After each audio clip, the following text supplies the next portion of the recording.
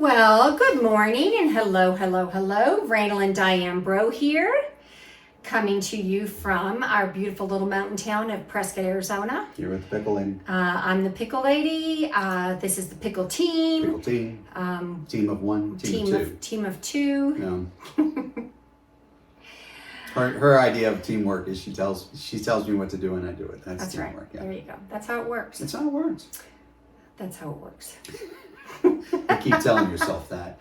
Here today to talk about pinch points. Pinch points. All right, so this is, not that kind of pinch. This is a subtle staging tip. Yes. A lot of people get wrong, and it's very important, and it's easy to fix. It's so easy to fix. So easy to fix. A lot of people, like for instance me, inherit grandfather clocks, inherit grandma's sideboard, inherit grandma's furniture, this, that, and the other, and they incorporate it with their existing.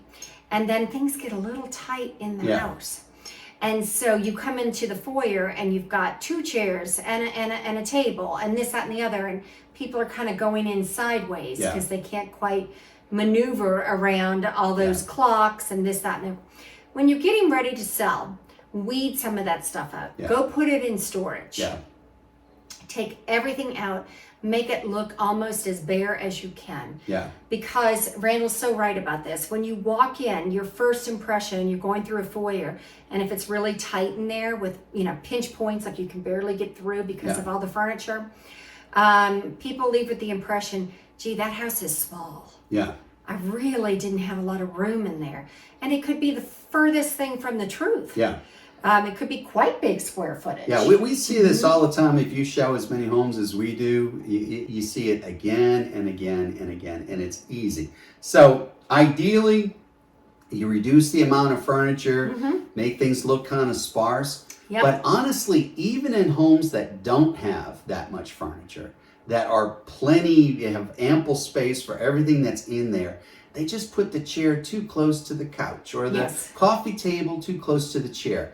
And they create a space that people can't walk through easily. Yes. The worst possible place to do that is in your foyer. Mm-hmm. And just the other day, we walked in a foyer and they had a seating area in the foyer. Why would someone sit in the foyer? I don't know why someone would do that, unless they're a dog, and your dog doesn't need a chair.